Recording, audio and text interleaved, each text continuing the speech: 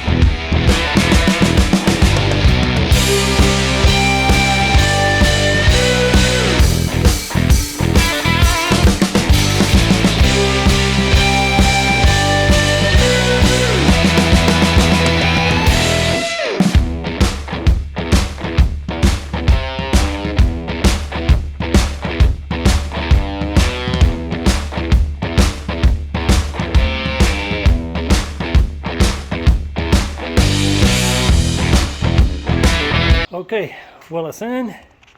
It's about 1,000 degrees in here, so I'm going to call this good for a little bit. Getting those motor mounts lined up was a little tricky. Solid mounts are always tricky.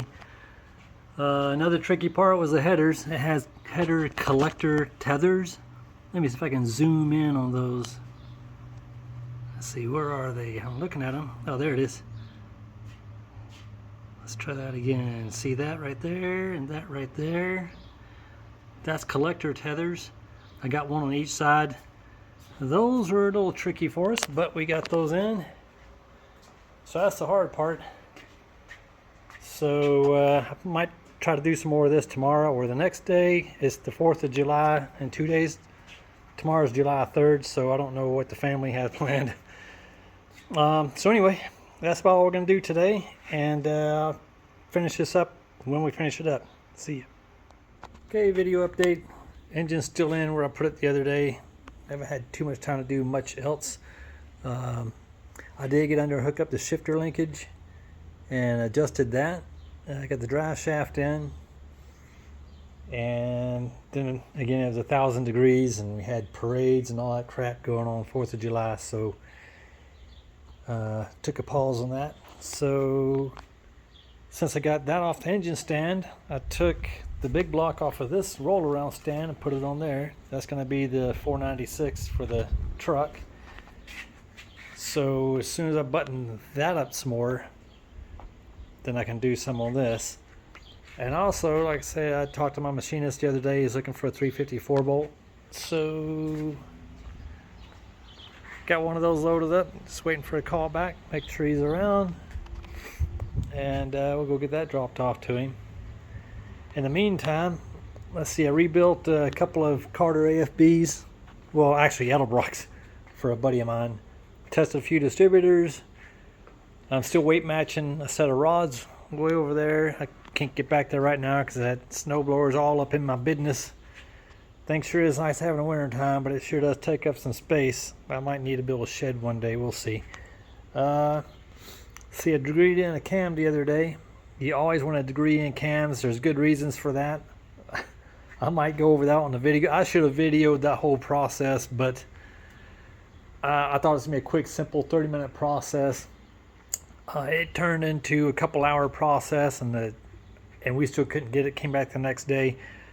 Wow, that was very eye-opening on that one.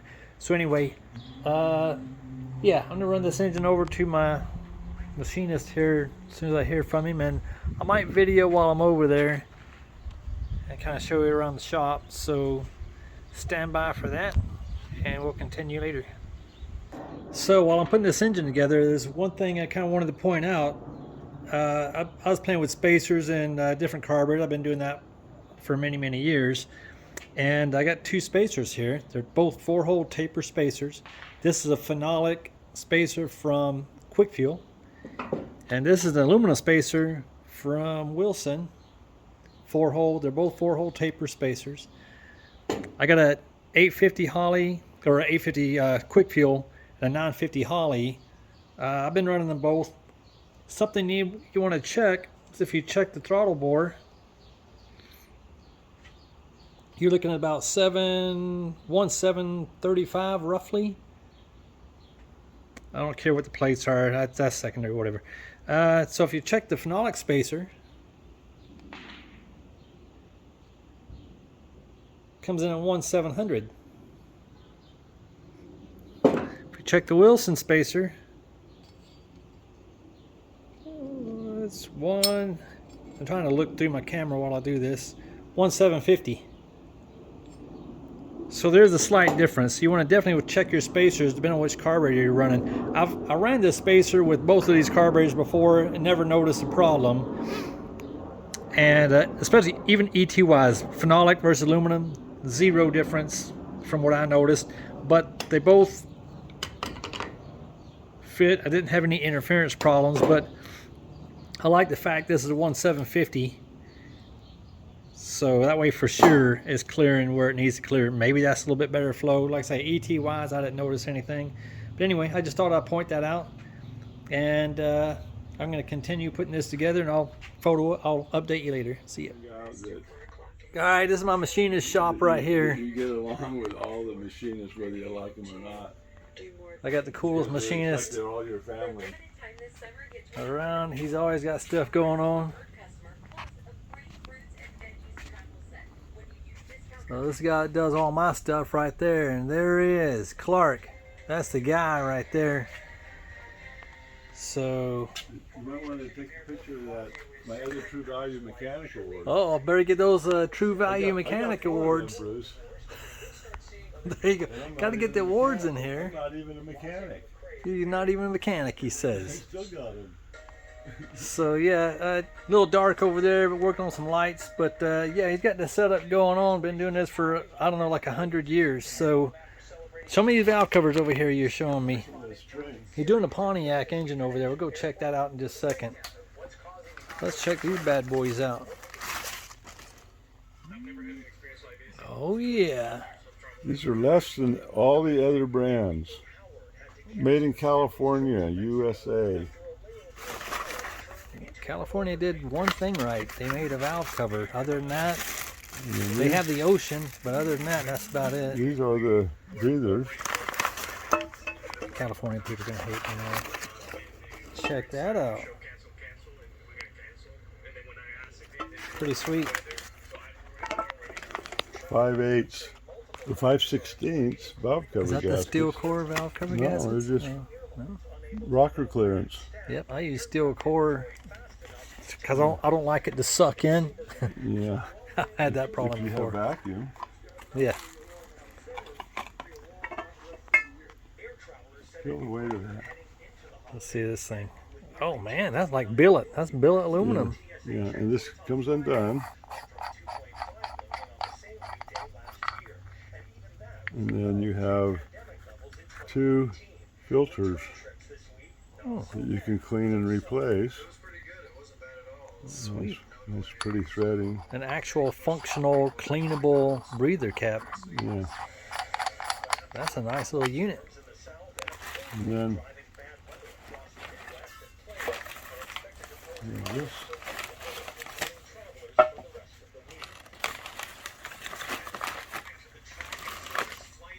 This here. I see some more shiny stuff. This is the altered, factory, customized valley pan cover, and this is designed to clear the roller lifters, where the other ones don't. Well, they The thought stock of everything. factory ones don't, and so they recreated this valley pan to clear roller lifters. Nice. And where'd you get this from? It's BOP Engineering. BOP Engineering. Yeah. If I can remember, I'll put a link in here. Oh, there it is. There you go. There's a plug for BOP Engineering. Guess I'll be hitting them up for my check. Let's check out the old Pontiac over here, see what's going on. There's a 360 block, 350 block right there. This has, these are the dipsticks I just got. Stainless steel. Check out how that's machined right here. Oh, wow. Can you see that? Yeah. It's stainless, and that's the AC version. That goes in like that. And it's supposed to line up with the valve cover, but this is not so good. It's not going to go with the valve cover. There's nothing there to line up with. So I told him it was not right. But it sure looks pretty. So on the internet, I found this was more common, and this has got this bracket on top. The tube is identical.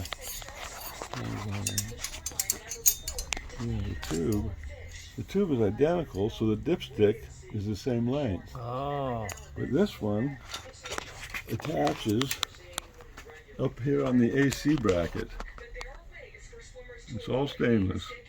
Okay. So these are Butler build, or Butler engines built these heads, Edelbrock heads, that are all CNC ported.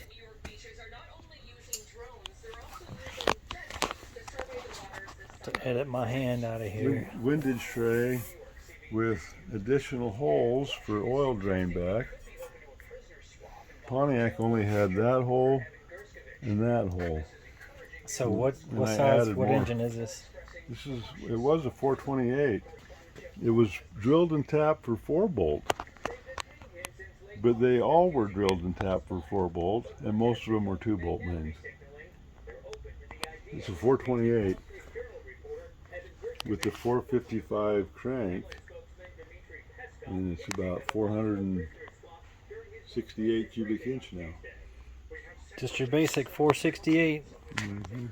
I see a roller cam in there. Hydraulic roller. The Voodoo. The Voodoo hydraulic roller. I believe that's the Roddy Voodoo. The biggest one in the hydraulic roller family. These are really nice. Johnson. Johnson lifters have always been my favorite. I didn't know they were still around. Are they still around? All they're making is hydraulic roller in solid rollers. And they claim to be the best in the world. Well, as far as their hydraulic flat tappets But go, these they are- always were. That's your hydraulic That is a good looking lifter there. Johnson. Wow. Yeah, it doesn't show up on video, but there it is. Wow, that's pretty sweet. That's, I think, $800. Yep, hydraulic roller. Pay the price. Made in the USA.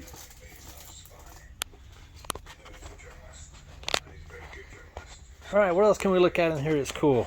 Oh, look at this. It says Butler Performance right on the push rod. You see that? Yeah. Sweet. Right there. 210 radius on this end. Nice.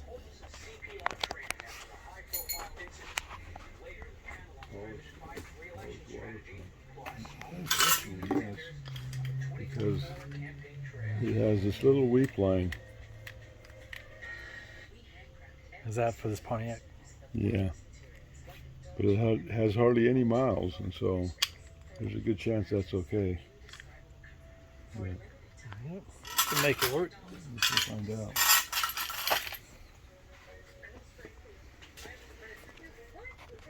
Well, quick tour of the shop. So the big old giant drill press that is not very fun to move because it's very tall and it could tip over, but luckily it didn't tip over when we moved it. This is the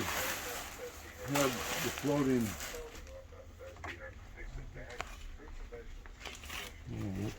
Rotates.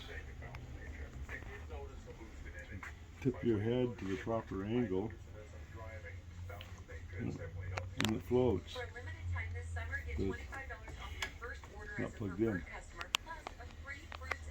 Sweet. That makes life simple right there. You can use that.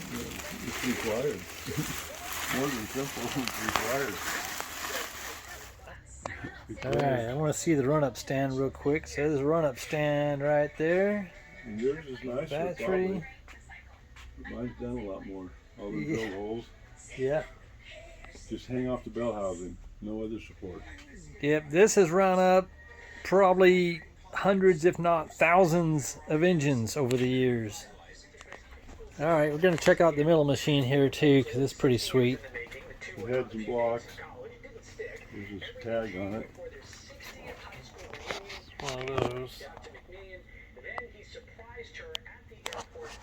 So I'm going to try to catch him one day when he's got some stuff actually loaded up and working. I'm just going to sneak over here and we'll turn the camera on. But this is the head and manifold, the miscellaneous part, and then over there is for blocks.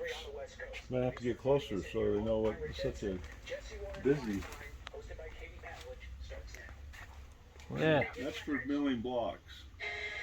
That's home built. Home built equipment right there. Custom for this machine. Built in about 1982. And been milling blocks square and accurately ever since.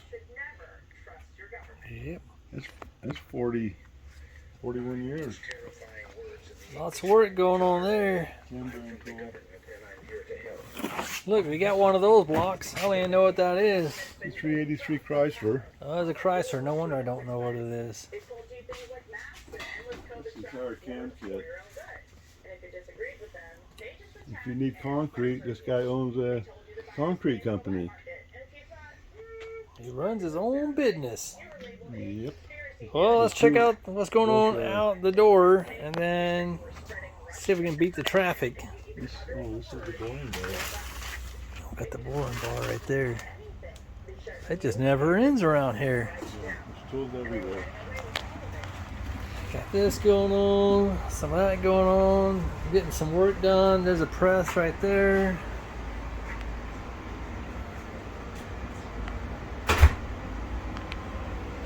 There's a block he's fixing to do some stuff too. It's a 354 bolt. May go racing soon. What's happening there? That's the porting area right there.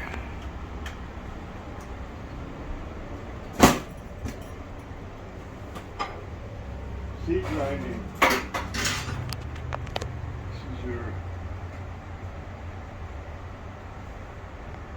This is for dressing the stones for seed grinding. Right here. This redresses. It's got a diamond tip right here. And that will dress your stones nice and flat so you get accurate seats. Well, there's that. So I'll come back over here one day when he's got stuff loaded up and we'll get some video of that. In the meantime, I'm going to get back to other stuff. See ya. Okay, I made it back to the garage. I'm probably going to close this video. It's getting kind of long. But I do have a couple more things. I got a couple boxes. You know, I know I need more stuff in here, so that's why I ordered 2 more boxes. 2 more boxes of crap. Now, you'll see what's in there pretty soon. So I'm going to close this video. It's getting kind of long. And I'll pick it up when this thing is about running, I'm going to guess. I also have other things to do this week. I have a friend that has a 71 Plymouth GTX. We went over there a couple days ago to get it started. And it does run, but the charging system doesn't work. So we're going to play around with that and see if we can figure that out. I still have to grind some more on my rods, which, let me see where we are here. Man, see, this is what happens when you get working on stuff. I could just clean this one up just a little bit. So that's what that's all about. I gotta take off a couple more grams. But that's another whole video. So anyway, like I said, got a lot going on. I did clean up in here. This is getting kind of long. I'm gonna make another video, so I'm out.